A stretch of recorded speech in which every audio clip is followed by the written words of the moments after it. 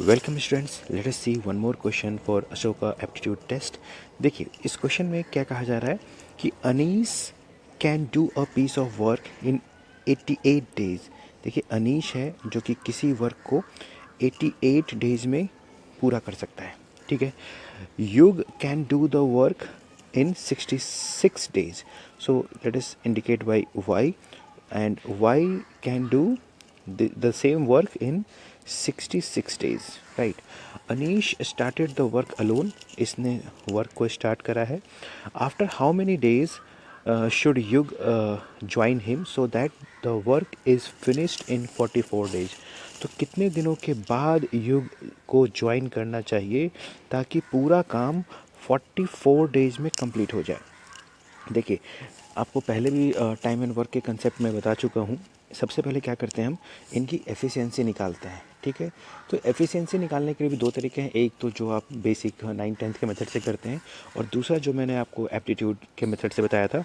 सबसे पहले आप टोटल वर्क को डिफाइन कीजिए कि मेरा टोटल वर्क कितना है। तो टोटल वर्क जो हम कंसीडर करते हैं वो 88 और 66 का एलसीएम को कंसीडर करेंगे। ठीक है। यहाँ पे आपको एलसीएम निकालना पड़ेगा। So let us find the LCM. So 11 से 8 time and then 6 time, then 2 2 4 जा एंड 2 3 जा। तो हमारा जो एलसीएम आ रहा है इसका 11 2 जा 22, 22 मल्टीप्लाइड बाई 12, तो ये आ जाएगा 264। This will B 264। टोटल जो मेरा वर्क है वो मेरा 264 यूनिट है।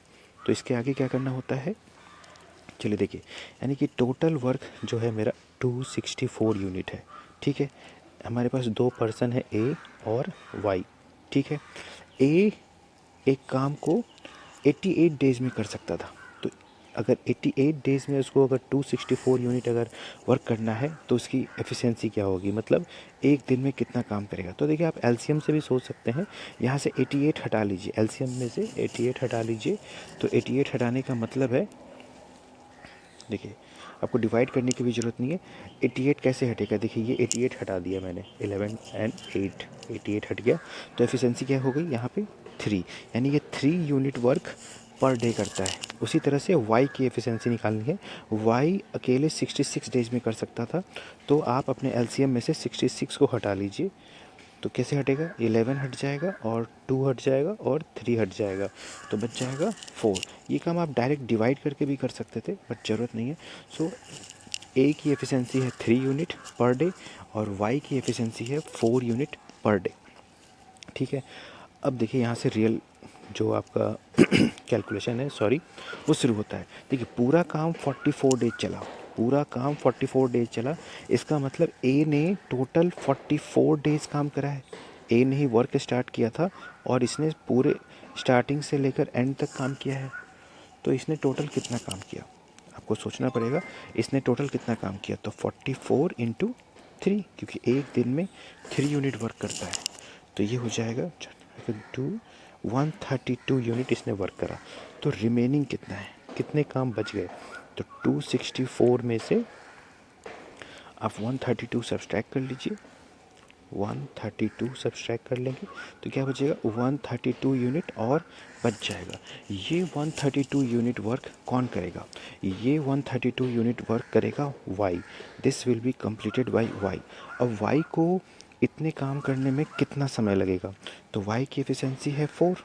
जैसे कि आप देख सकते हैं y की एफिशिएंसी 4 है, यहाँ पे दिख रहा है y की एफिशिएंसी क्या है, 4।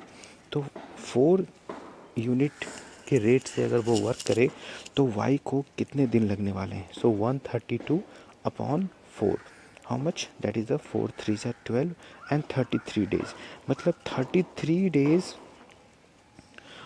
y को लगता। तो अब कंसेप्ट समझिए, पूरा काम मेरा 44 डेज में होना था, राइट। कंप्लीट जो वर्क था वो 44 डेज में होना था। y को, युग को जो ज़रूरत है वो 33 डेज़ की ही ज़रूरत है। अगर वो 33 डेज़ भी अगर काम कर ले रियली में, तो आपका काम तब भी पूरा हो जाएगा। तो कितने दिन के बाद भी वो अगर आएगा तो काम हो जाएगा। तो बेसिकली इन दोनों का डिफरेंस हमें लेना होगा, और इन दोनों का डिफरेंस हम लेंगे 44 और 33 मतलब 11 डेज़। अगर वो 11 दिन बाद भी अगर ज्वाइन करता है वर्क, तो भी आपका काम 44 डेज़ में पूरा हो जाएगा। So according to this concept and solution steps, its answer should be B, 11 days.